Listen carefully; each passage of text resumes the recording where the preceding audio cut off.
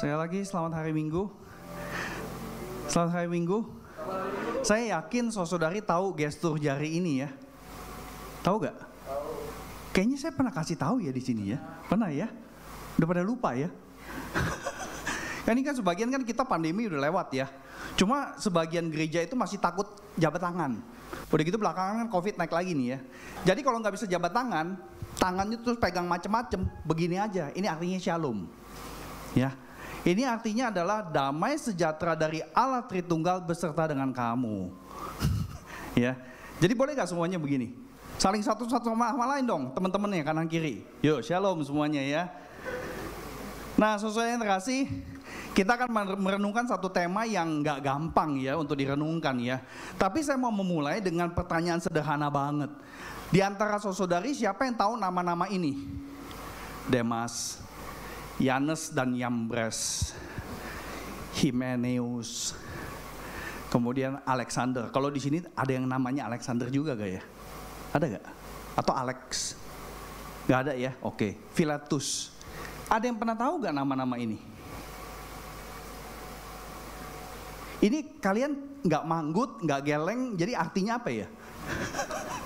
Karena kalau manggut kelihatan, geleng juga kelihatan. Gak usah jawab gak apa-apa. Tapi pernah dengar gak nama-nama ini? Pernah ya? Ini nama-nama di dalam Alkitab orang-orang Kristen di kota Efesus ya, di gereja Efesus di abad pertama. Tetapi orang-orang ini kemudian meninggalkan pelayanan. Atau kalau kita pakai bahasa sekarang udah gak jadi Kristen lagi.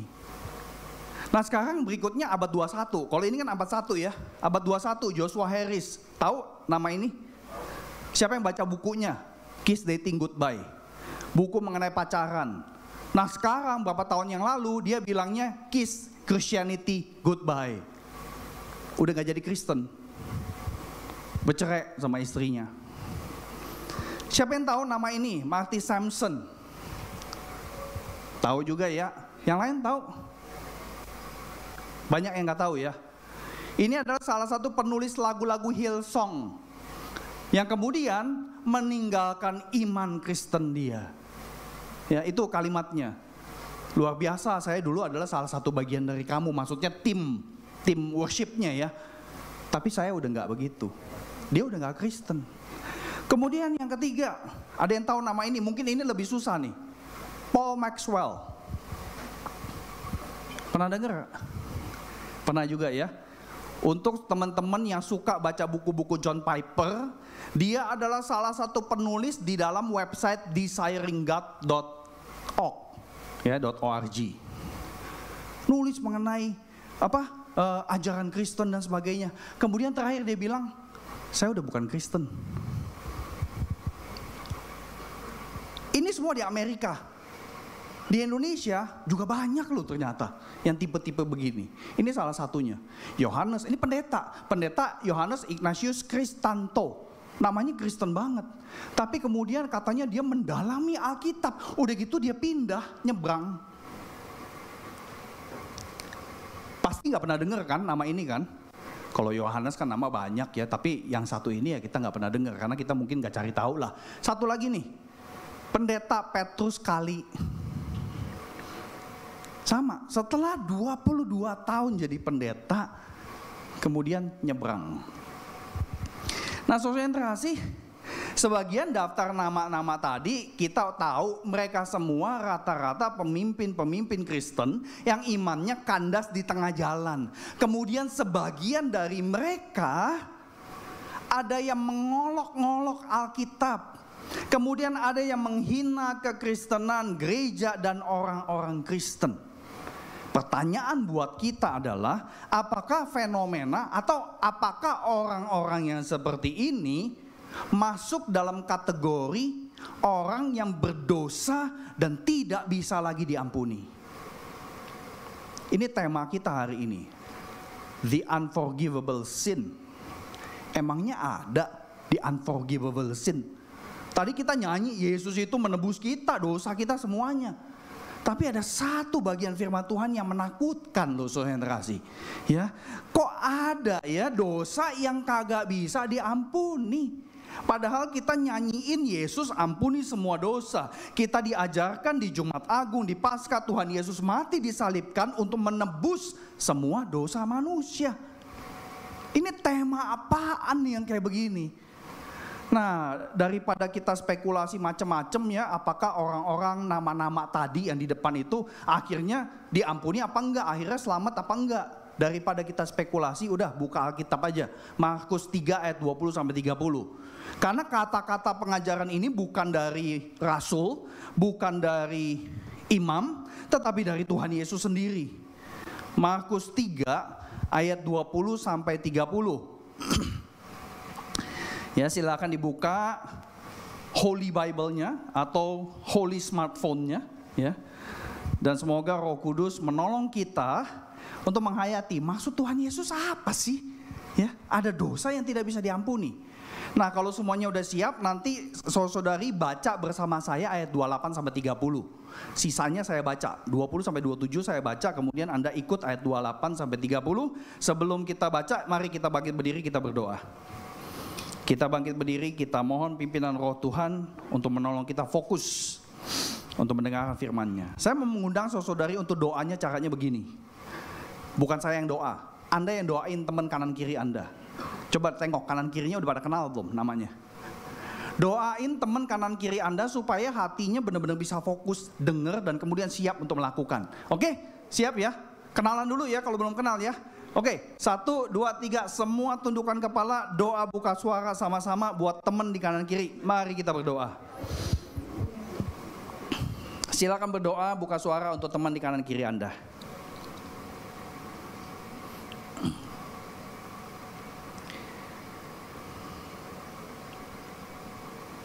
Terpujilah Engkau ya Allah, karena Engkau adalah Allah yang begitu panjang sabar di dalam memberikan pengajaran demi pengajaran, sehingga kami yang sudah mengaku sebagai Kristen, baik yang lahir baru atau mengaku sebagai Kristen meskipun mungkin di KTP, atau sebagian dari kami yang mungkin masih bertanya-tanya mengenai ajaran Kristen, Tuhan kami bersyukur Engkau adalah Tuhan yang hidup, Tuhan yang sabar, dan Tuhan yang memberikan firman yang menghidupkan. Tuhan tolong kami, seperti yang tadi kami nyanyi, semua stronghold akan dihancurkan, semua kesombongan akan diturunkan. Oleh karena itu kami memohon, kiranya Roh-Mu yang kudus membantu kami mengerti apa arti menundukkan diri di bawah firman-Mu. Tuhan, hancurkan semua kesombongan kami, karena tidak ada satu orang pun yang bisa menyelami secara betul-betul mendalam akan perkataan-Mu ya Tuhan Yesus. Dengar seru doa kami, urapi hamba-hamba-Mu, baik yang menyampaikan maupun yang mendengarkan. Tuhan tolong. Di dalam nama Tuhan Yesus kami berdoa, semua katakan amin. Markus 3 ayat 20 sampai 30, demikian firman Tuhan. Kemudian Yesus masuk ke sebuah rumah. Maka datanglah orang banyak berkerumunan pula, sehingga makan pun mereka tidak dapat. Waktu kaum keluarganya mendengar hal itu, mereka datang hendak mengambil dia, sebab kata mereka, ia tidak waras lagi. Dan ahli-ahli Taurat yang datang dari Yerusalem berkata, ia kerasukan Beelzebul, dan dengan penghulu setan ia mengusir setan. Yesus memanggil mereka, lalu berkata kepada mereka dalam perumpamaan, bagaimana iblis dapat mengusir iblis? Kalau suatu kerajaan terpecah-pecah, kerajaan itu tidak dapat bertahan. Dan jika suatu rumah tangga terpecah-pecah, rumah tangga itu tidak dapat bertahan. Demikianlah juga kalau iblis berontak melawan dirinya sendiri, dan kalau ia terbagi-bagi, ia tidak dapat bertahan, melainkan sudahlah tiba kesudahannya. Tetapi tidak seorang pun dapat memasuki rumah seorang yang kuat untuk merampas harta bendanya apabila tidak diikatnya dahulu orang kuat itu. Sesudah itu barulah dapat ia merampok rumah itu. Ikut baca, aku berkata kepadamu,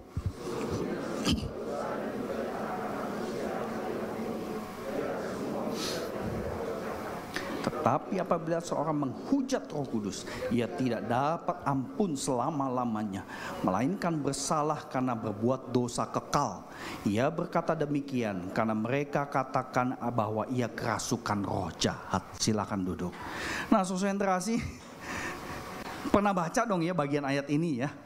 Nah, semoga apa yang saya bagikan boleh cukup mudah diikuti. Karena saya mau jujur dan terus terang kepada saudari, hampir semua hamba Tuhan yang mengkhotbahkan bagian ini pasti bergumul. Ya, karena ini bagian yang gak gampang. Tapi ini Tuhan Yesus yang ngomong ya. Tapi interesting nih, konteksnya simpel banget ya. Tuhan Yesus itu lagi ada di satu rumah. Udah gitu kerumunan orang banyak ada di dalam rumah itu sebagian lagi ada kelilingin rumah itu. Sampai-sampai mereka gak bisa makan. Nah, di tengah konteks itu keluarganya Yesus datang. Keluarganya Yesus anggap Yesus aja gila. Udah gitu ahli Taurat lemparin bensin. Ya, kalau kita pakai bahasa Jakarta, emang tuh saudara kamu tuh, keluarga kamu tuh gila. Tapi bahasa para ahli Taurat ngomongnya adalah Yesus itu dari Beelzebul. Yesus itu penghulu setan gitu loh. Ini yang bikin jadi masalah nih. Karena seketika itu juga ya Tuhan Yesus langsung respon, bukan respon ke keluarganya loh. Ya, biasalah ya kalau keluarga nganggap kita gila, ya keluarga ya biasalah ya. Maksudnya kan ada dong, kita sebagai anak dianggap gila sama papa mama kita. Kenapa? Karena mau sekolah jadi chef.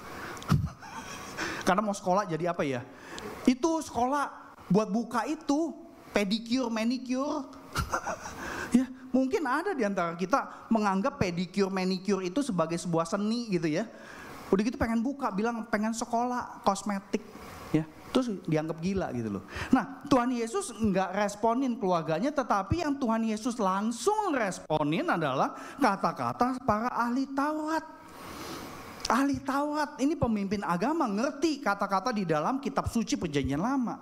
Jadi kata-kata ahli Taurat ini dianggap sangat tidak logis oleh Tuhan Yesus. Makanya ada ayat 24 sampai 26. Ya, Tuhan pakai perumpamaan.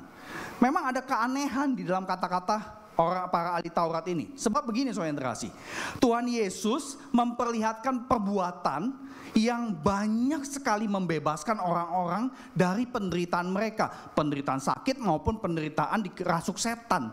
Nah, ini urutannya kalau di kitab Markus. Jadi saudara yang terkasih, Yesus itu memperlihatkan perbuatan yang membebaskan orang yang menderita. Gak cuma satu kali, gak cuma dua kali, gak cuma tiga kali. Ada rentetan perbuatan Tuhan Yesus sebelum peristiwa Markus 3 ayat 20 sampai 30. Dengan kata lain, tindakan pembebasan dari Yesus inilah yang kemudian dikreditkan. Ini bukan kerjaan Allah, tapi kerjaan setan. Para ahli Taurat loh, yang ngerti kitab suci, mengkreditkan tindakan pembebasan, tindakan itu dikreditkan kepada setan. Dan ahli Taurat ngucapin itu belak-belakan. Jadi ini yang jadi masalah saudara yang terkasih. Para ahli Taurat mengklaim bahwa Yesus adalah penghulu atau kepalanya setan, sehingga pakai kuasa penghulu setan untuk mengusir setan. Buat Tuhan Yesus itu gak logis. Semestinya buat kita juga ini gak logis ya, kalau kita ngikutin kata-kata Tuhan Yesus ya. Kan kita tahu kan kita di Indonesia kan sering belajar, nggak tahu kalau zaman sekarang anak sekolah masih belajar ini gak ya, Divide et Impera, masih belajar gak ya? Orang Belanda tuh pecahin orang Indonesia gitu kan. Nah, yang ketawa berarti seumuran sama saya mungkin ya. Ya, jadi Tuhan Yesus tuh logis banget, gak bisa satu kerajaan saling memecah diri dia. Nah, saudara yang terkasih, yang menarik, mereka para ahli Taurat nggak peduli kalau pikiran mereka nggak logis. Artinya ada kebutaan nih yang susah sekali dijelaskan. Nah, yang lebih luar biasa lagi, ternyata peristiwa Markus ini di Matius juga ada, di Lukas juga ada. Di Matius patternnya sama. Persis setelah Yesus membebaskan orang yang kerasukan setan, di mana orang itu jadi buta sama bisu, kemudian para ahli Taurat mengklaim tindakan pembebasan itu sebagai apa? Sebagai kerjaan setan. Kemudian di Lukas 11 sama, baru aja Yesus membebaskan orang dari kerasukan setan yang bikin orang itu bisu, para ahli Taurat segera mengklaim, mengucapkan belak-belakan, itu mah bukan karya Allah, itu karya setan. Ini yang jadi masalah. Karya kasih dan kuasa Yesus yang sudah sangat jelas membebaskan belenggu manusia, lah kok dikreditkan itu sebagai kerjaan setan. Kalau kita kita ngelihat ayat 30 terakhir tadi ya. Ini kan ia berkata demikian. Ia di sini kan Tuhan Yesus. Tuhan Yesus berkata bahwa ada dosa yang gak bisa diampuni karena mereka katakan bahwa Yesus kerasukan roh jahat. Jadi kalau kita baca teks Alkitabnya cukup clear. Ini terkait sama kata-kata. Kata-kata belak-belakan yang mengklaim perbuatan yang membebaskan bukan dari Allah tetapi dari setan. Nah, saudara kasih, ini yang perlu jadi hal yang kita hati-hati. Apalagi tadi kita nyanyi satu lagu ya. Kita menang, kan ada lagu tadi mengenai tutur kata ya. Nah, ini satu hal yang saya bersyukur sekali nyambung nih apa yang kita renungkan dengan nyanyian yang tadi kita nyanyikan. Semoga ini jadi kita camkan baik-baik.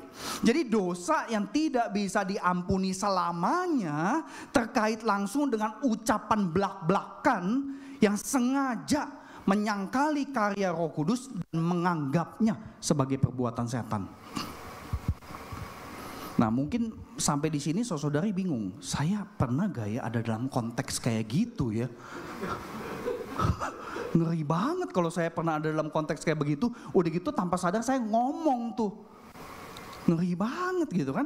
Nah, saudara kasih, jadi mengenai dosa menghujat Roh Kudus ini bukan sebuah keraguan iman ya. Ini mesti clear nih. Seorang yang ragu atas ajaran iman Kristen itu adalah hal yang wajar. Karena setelah Yesus bangkit sekalipun, Matius 28 ayat 16 sampai 20 mencatat satu fakta sederhana. Sebagian murid ragu. Ragu di situ artinya bingung. 3 hari yang lalu baru mati nih. Kok sekarang dia ada di sini terus ada tanda pakunya lagi. Ragu itu artinya bertanya-tanya, wondering what is really happening kepada Yesus ini. Jadi ini bukan ragu, saudara kasih. Para ahli Taurat yang mengucapkan kata-kata yang seperti itu, ini bukan ucapan keraguan, tetapi secara belak-belakan memelintir karya kasih Allah dan kemudian menganggapnya sebagai karya setan, dan itu terdengar, terbukti lewat ucapan bibir. Ini yang menakutkan. Nah, kayak ada kesengajaan gitu loh, ya. Kesengajaan mengeluarkan ujaran yang menghina pekerjaan Allah. Mengapa sengaja? Karena pada dasarnya mereka nggak percaya sama sekali bahwa Yesus diutus oleh Allah. Dan inilah yang dikategorikan oleh Tuhan Yesus sebagai menghujat Roh Kudus. Nah, kalau kita perhatikan ayat 28 ya. Tuhan Yesus mengatakan semua dosa dan hujat itu diampuni. Ya, semua hujat yang mereka ucapkan. Tapi ayat 29, tetapi berarti ada pengecualian. Tetapi menghujat Roh Kudus yang sudah menunjukkan karya pembebasan yang nyata, tapi dikreditkan kepada setan, itu gak bisa diampuni. Karena perkataan jahat itu sengaja melawan Allah, dan itulah bukti bahwa seseorang sudah beyond repentance, beyond forgiveness. Udah gak bisa diselamatkan, udah gak bisa diampuni. Nah, saudara kasih, bahaya menghujat Roh Kudus sebenarnya masih terus terjadi dalam berbagai macam bentuk sampai abad sekarang loh, abad 21 loh. Salah satu contoh kontroversial, saya nggak tahu ada yang udah nonton film ini atau belum. Ini contoh kontroversial sekali, di bioskop lagi main nih. Ya, siapa yang terakhir nonton bioskop? Saya udah lama banget kagak nonton bioskop sama istri, padahal suka banget ke bioskop. Sampai MTX itu lebih berapa ratus ribu selama 3 tahun. Siapa yang terakhir nonton bioskop?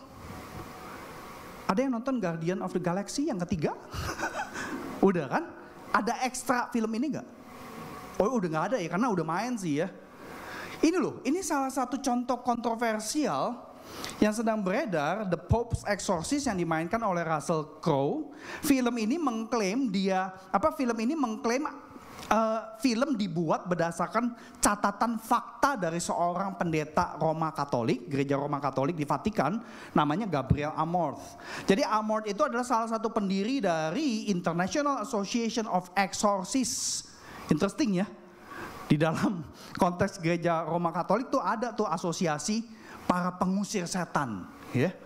Nggak tahu juga ya waktu mereka ngumpul saling ngusir apa enggak ya.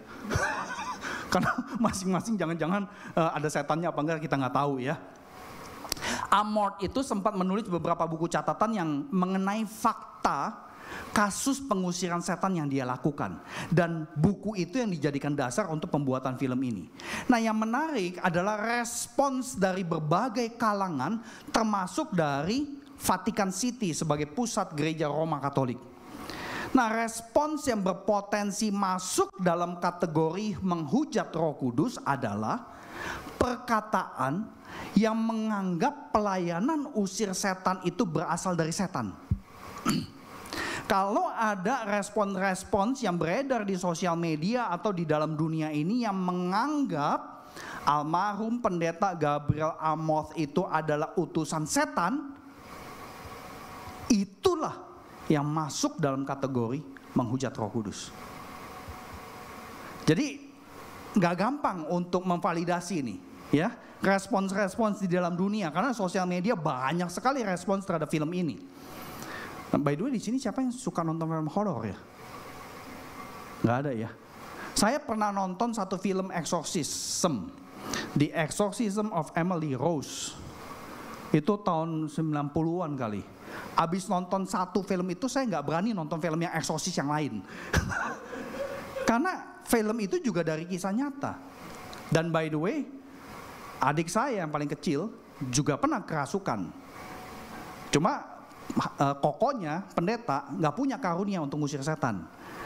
Jadi saya referral ke temen satu tim yang memang ngedoain dan Tuhan kasih karunia untuk mengusir. Nah, saudara kasih, ini satu hal yang menarik ya, karena ini satu hal yang patut kita pertimbangkan ya.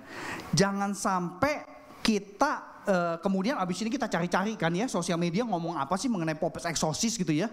Udah gitu kita ikut-ikutan gitu loh, komen dan sebagainya, nggak perlu lah ya. Jangan sampai kita salah mengkategorikan karya atau pelayanan si pendeta yang udah almarhum ini sebagai pekerjaan setan, enggak.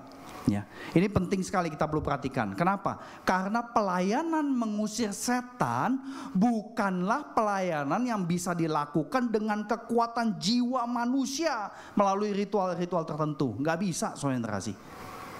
Ada orang pendeta tertentu atau bukan pendeta tetapi Tuhan kasih karunia itu mengusir setan dari seorang yang kerasukan.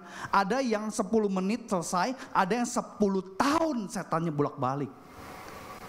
Itu yang bikin bingung. Udah gitu ada orang kerasukan itu gak cuma satu setan ya. Di Injil juga ada legion, air masuk ke babi. Setannya bisa banyak banget, saudara kasih. Jadi kita nggak boleh sembarangan. Pelayanan mengusir setan bukan pelayanan yang bisa dilakukan dengan kekuatan jiwa manusia melalui ritual-ritual tertentu. Tuhan Yesus banyak mengusir setan di Injil, karena itulah wujud terbesar, terpenting, terutama bahwa Yesus punya kuasa bukan hanya di dunia sekarang, tetapi di dunia yang nanti. Bukan cuma di dunia yang kelihatan, tetapi di dunia yang tidak kelihatan.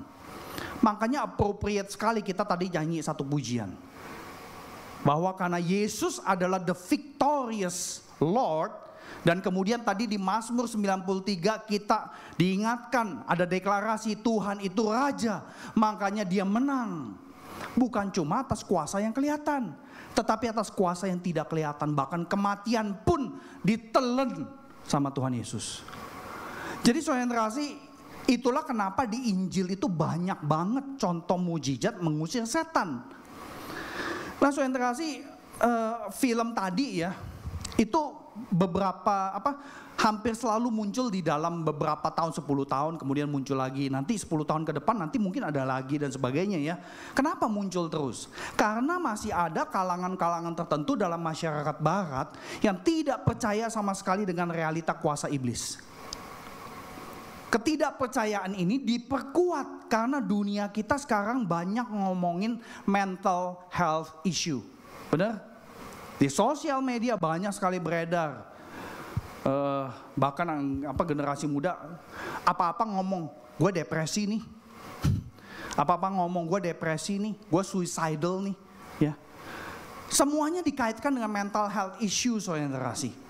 Jadi kalau seseorang itu ada gangguan, diagnosa yang paling utama adalah kamu ke psikolog, ke psikiatris, atau ya mesti minum obat depresi, antidepresan dan sebagainya.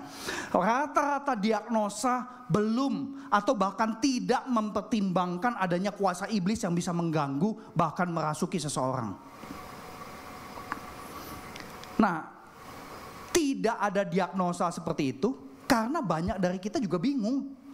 Bingung ngebedain ini beneran mental health issue atau kerasukan. Saya pernah ngalamin waktu pelayanan di Singapura, ada satu jemaat tiba-tiba telepon, Pak Budi, tolong ke rumah saya. Suami saya kerasukan, mulutnya berbusa. Ya, itu salah satu tanda, bukan selalu. Mulut berbusa ini juga ngomong terus berbusa nih. Saya bukan kerasukan. Ya, istrinya telepon gitu loh. Udah gitu, saya nggak pernah punya pengalaman ngusir setan kan. Ya udah saya telepon penatua. Pak, ada jemaat kita yang begini. Bisa nggak temenin? 2 penatua jadi pengawal saya, ya. Istri saya ikut karena istrinya yang telepon kan. Begitu sampai di sana, katanya bukan kerasukan, suaminya stres sama istrinya. Ya saking stresnya suaminya pengen bunuh diri, minum pemutih baju. Ya minum pemutih baju ya berbusa lah, gitu kan. Jadi setelah diajak ngomong itu ketahuan dia masih nyambung ngomongnya. Iya nih karena istri apa-apa curiga. Saya ke kantor 2 jam diteleponin, lagi ngapain? Tolong dong video call. Gila, siapa yang kagak stres jadi suami kayak gitu kan? Nah, usut punya usut. Ternyata memang istrinya yang punya pergumulan psikis yang sangat mendalam. Kenapa? Karena papanya main sama pembantu. Jadi istri itu selalu curiga sama suaminya. Stres luar biasa. Stresnya sampai si suami minum pemutih. Ya. Jadi saudara kasih memang gak gampang. Ya. Cukup kompleks untuk membedakan ini mental health issue atau benar kerasukan. Nah, tapi yang jelas yang dicatat sama Injil bukan mental health issue, tapi orang yang dibebaskan dari belenggu kerasukan setan. Ketika ada seorang Kristen memiliki karunia ngusir setan dan buktinya kelihatan ada orang yang dibebaskan dari belenggu tersebut, kita harus hati-hati kalau kita mau menilai. Bahkan mungkin lebih baik gak usah menilai deh daripada salah gitu ya. Jadi ketika penilaian diwujudkan dalam perkataan yang menghina karya pembebasan itu, kita menghadapi bahaya menghujat Roh Kudus. Jadi saudara kasih, dosa menghujat Roh Kudus dapat dipahami sebagai dosa penolakan yang berwujud ucapan blak-blakan menolak karya Allah, bahkan bukan cuma menolak, malah mengkreditkan karya pembebasan yang Allah kerjakan. Dikreditkan ini bukan karya Allah tapi karya setan. Jadi ini bukan cuma menolak lagi tuh, ya. Dosa ini nggak bisa diampuni menurut Tuhan Yesus, bukan menurut saya, bukan menurut Pak Johan, bukan menurut pendeta manapun, menurut Injil. Tuhan Yesus yang katakan. Sebab Tuhan Yesus menganggap ucapan jahat itu melecehkan pribadi ketiga dari Allah, yaitu Roh Kudus. Dengan kata lain, penegasan Tuhan Yesus menekankan bahwa Roh Kudus adalah pribadi yang bisa didukakan. Roh Kudus adalah pribadi tidak berfisik karena Allah adalah roh, tapi dia bisa didukakan. Roh Kudus adalah Allah yang aktif bekerja, mengkonkretkan diri Allah yang adalah roh, tidak berwujud fisik, tapi punya kesadaran, punya kehendak, punya karakteristik pribadi yang bisa merasa, memilih, dan menjalin relasi personal. Ini yang bikin Tuhan Yesus mengucapkan kata-kata yang begitu tajam dan strong sekali. Nah, bagi manusia sejaman dengan Yesus, menghujat Yesus bisa diampuni. Karena Yesus juga adalah manusia. Nah, saudara kasih, tetapi menghujat Roh Kudus yang adalah Allah menjadi pelanggaran yang tidak dapat diampuni. Bagi kita abad 21 orang Kristen, Allah yang kita berelasi terus menerus sebenarnya adalah Allah Roh Kudus. Kita gak pernah lihat Tuhan Yesus secara fisik. Kita tahu siapa Yesus karena Allah Roh Kudus tuntun kita waktu baca kesaksian di dalam Alkitab. Allah Roh Kudus yang mengajarkan apa arti memuliakan, menghormati Allah Bapa. Oleh karena itu saya kasih camkan prinsip yang satu ini. Penolakan atas karya pembebasan yang Yesus kerjakan sama dengan penghujatan atas Roh Kudus yang bekerja melalui Yesus.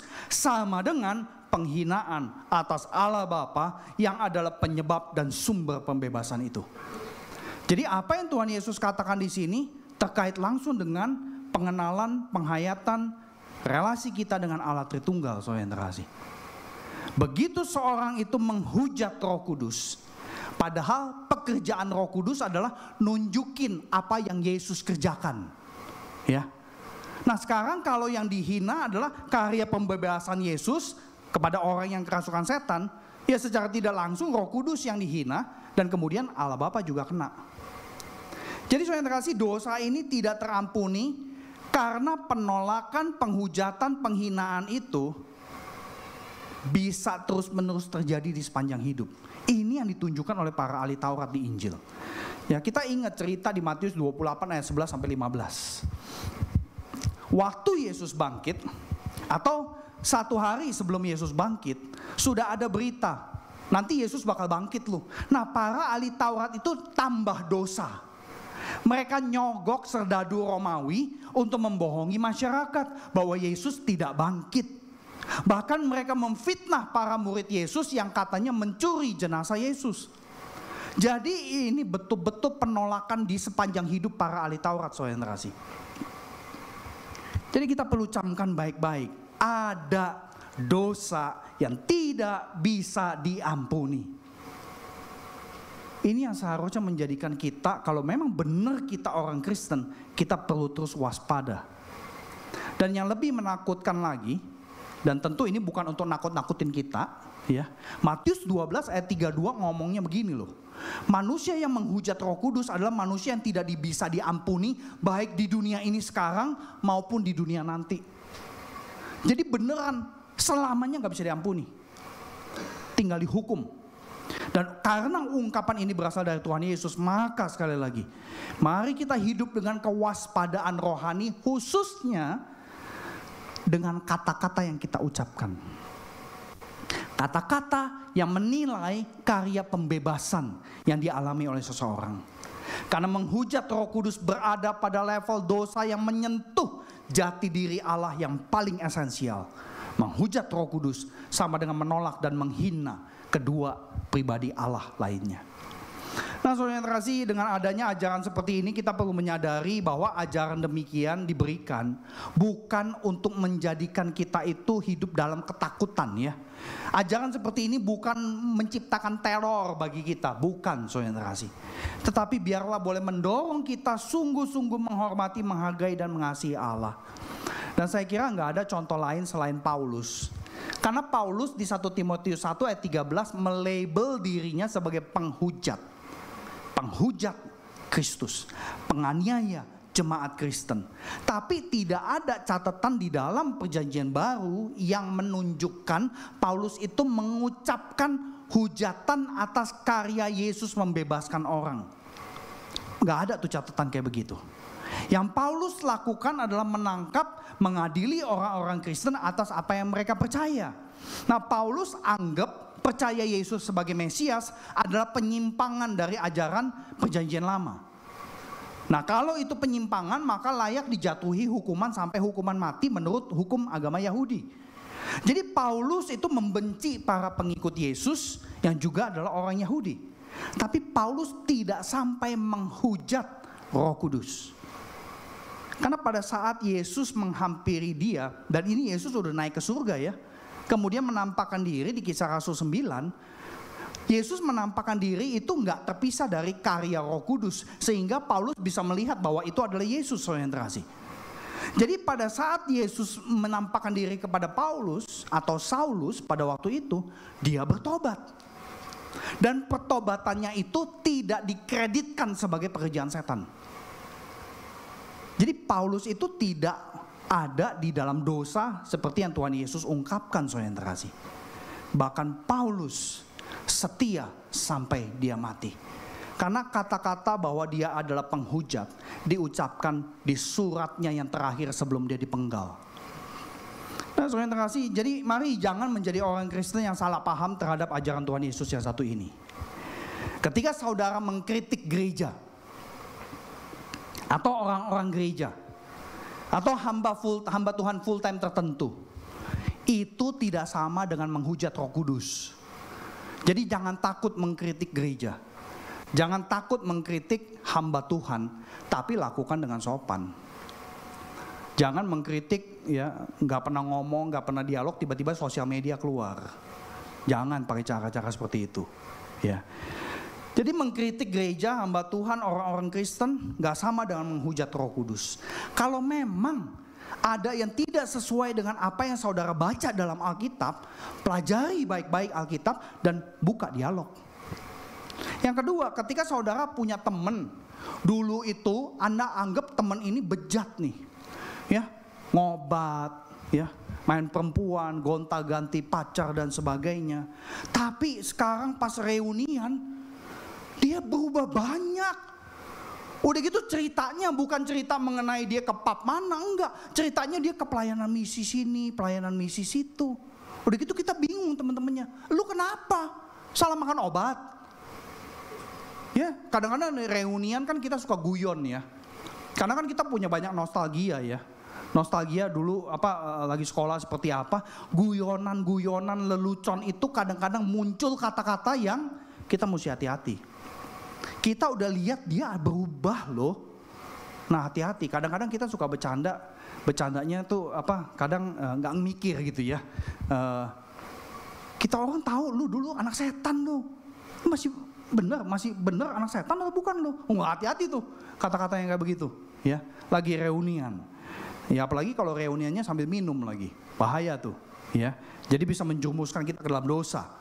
Nah yang ketiga, ketika saudara punya teman atau anggota keluarga yang terus diinjili tapi belum mau percaya, dan dia terus melontarkan bermacam-macam keberatan atas kekristenan, atas Alkitab, situasi ini tidak bisa langsung disebut orang itu menghujat Roh Kudus. Gak bisa disamain. Orang yang terus-menerus kagak mau percaya langsung dicap, lu menghujat Roh Kudus lu. Ya, jangan sembarangan. Yang terakhir, ketika saudara punya idola, tokoh Kristen, jatuh dalam dosa, seperti contoh-contoh yang tadi di depan. Kemudian tokoh itu seenaknya blast di sosial media, bahwa Yesus itu pembohong, gereja itu isinya semua mafia, dan sebagainya. Nah saya khawatir, orang yang diidolakan itu, jangan-jangan sudah masuk dalam dosa menghujat Roh Kudus. Apalagi semua sekarang pakai sosial media. Jadi mari kita simak peringatan dari Tuhan, saudara yang terkasih. Tadi di awal ibadah kita diajak untuk melihat beberapa firman Tuhan dari kitab Ibrani. Saya mau tutup dengan kitab Ibrani. Semua pria baca ayat ini. 1, 2, 3. Sebab mereka yang pernah diterangi hatinya, yang pernah mengecap karunia surgawi, dan yang pernah mendapat bagian dalam Roh Kudus, dan yang mengecap firman yang baik dari Allah dan karunia dunia yang akan datang, namun yang murtad lagi, tidak mungkin dibaharui sekali lagi demikian, hingga mereka bertobat, sebab mereka menyalibkan lagi anak Allah bagi diri mereka dan menghinanya di muka umum. Perhatikan surat Ibrani itu ada peringatan seperti ini, dan ada satu lagi. Silakan wanita membaca. 1, 2, 3.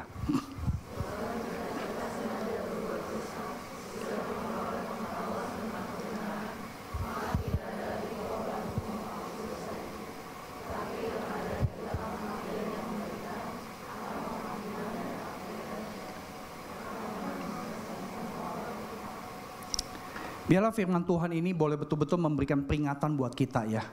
Dan natur peringatan-peringatan ini bukan basa-basi. Bukan basa-basi. Semoga kita boleh hidup dengan segala kewaspadaan rohani dan terus berjaga-jaga sehingga kita tidak sampai mendukakan Roh Kudus. Amin. Mari kita tundukkan kepala, kita merespons setiap bagian firman Tuhan yang saudara dengarkan. Silakan berdoa secara pribadi. Coba periksa konteks-konteks kehidupan kita di dalam keseharian. Khususnya konteks ketika kita melontarkan ucapan-ucapan yang kita sampaikan di tengah-tengah kehidupan kita. Nyatakan di hadapan Tuhan, mohon pertolongan kepada Tuhan supaya setiap kita terhindar dari ucapan-ucapan yang Tuhan Yesus larang tadi. Silakan berdoa secara pribadi.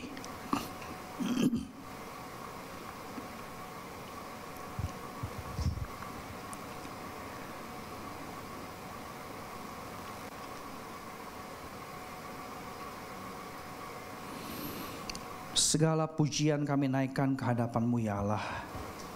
Karena Engkau adalah Allah yang mengasihi dengan begitu besar, panjang, luas, lebar, tinggi dan dalam.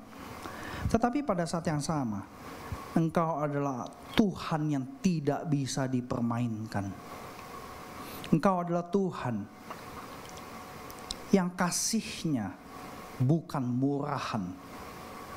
Oleh karena itu, tolong setiap kami sebagai anak-anak-Mu, sebagai orang-orang Kristen, untuk terus berpaut kepadamu Tuhan Yesus.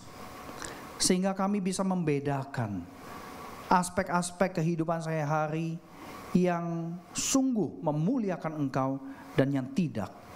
Dan mampukan kami supaya di dalam keberpautan kami dengan Engkau melalui firman, melalui doa, melalui pujian dalam keseharian kami boleh semakin diteguhkan imannya. Dan kami boleh ditolong setia sampai ajal menjemput kami. Kami rindu Tuhan bertemu muka dengan Engkau, kekasih jiwa kami, Tuhan dan Juru Selamat kami yang begitu baik, yang begitu mengasihi kami. Dengar segala doa ucapan syukur ini, hanya di dalam nama Tuhan Yesus Kristus kami berdoa dan berterima kasih. Amin.